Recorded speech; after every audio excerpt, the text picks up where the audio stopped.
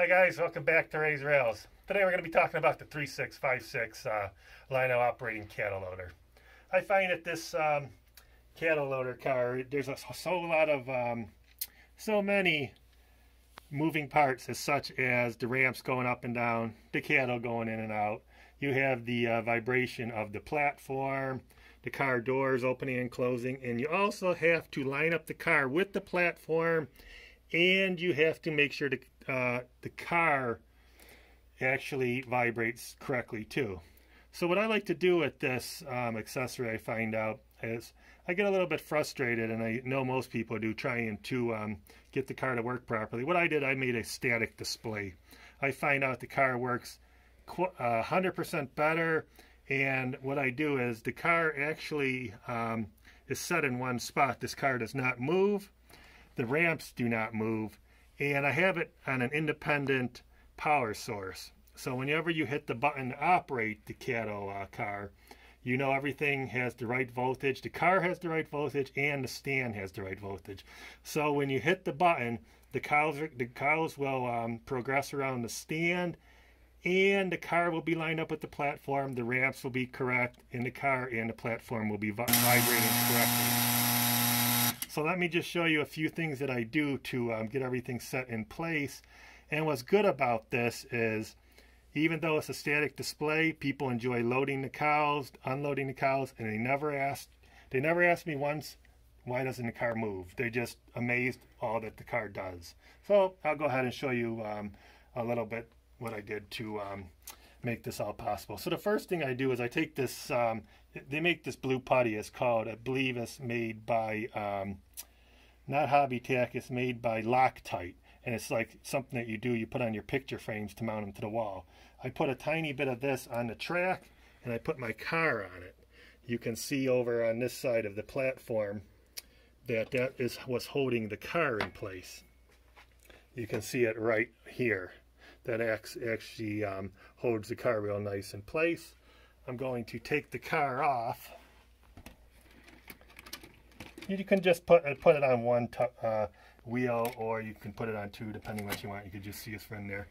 Also, you have to have this contact points. That has to be perfectly correct. So that's another reason I like to have a static display. Get that set and you know it's perfect. Another thing I like to do is, on this, mount the platform to the table. I find that once you do that, the platform will be a lot more rigid, and it's one more thing that will you won't have to worry about this platform moved a little bit. So I have two screws here. I actually have a couple of these that I bought. You can see I have three lined up here. I probably only paid $5 or $6 for them, found them underneath the table, pieced them together. So we have that all together. And like I said, these ramps over here, they actually stay down in the process that I have, but you know, they will come back up. But then I find out when you have them on an active track, sometimes when they do stay down, then the train's going to hit into them. So we have all that set up. One other thing I have a separate transformer. I have just connected to this accessory. I have it set so I know that the cows will go into the car and come out of the car. You don't want them going too fast, falling down inside the car, or going too slow, then they won't go up the ramp for you.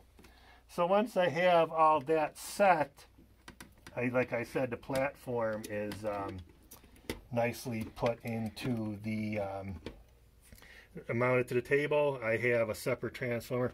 Sometimes I put a little lubricant on this track here, and that actually makes the cows move a little bit smoother also. And another thing you have to have is the height of the platform. You can see there's two adjustments here, the height that you want the platform. So now that we have all those done, I will show you how it works.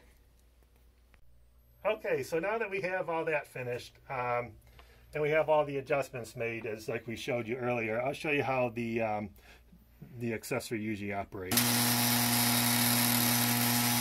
So you can see the ramps are where they're supposed to be, and the cows cooperate. They make it around the turns nicely, and they make it in and out of the cars, so makes it a whole lot of fun, and you're not picking up cows, and finding out they're falling on the floor, tipping over, getting stuck in the car, not coming out of the car. And I find that this makes it a lot more fun to operate on your layout.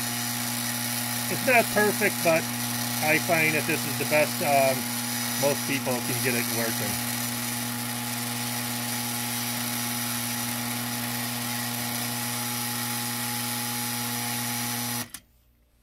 So as far as the Decatto loading car, that's about all the tips I can give on that, and that's how I set up mine. So hopefully that will inspire you to make your day a lot more fun with your layout and enjoy it a little bit more. So thanks for watching Ray's Rails. Don't forget to hit that subscribe button.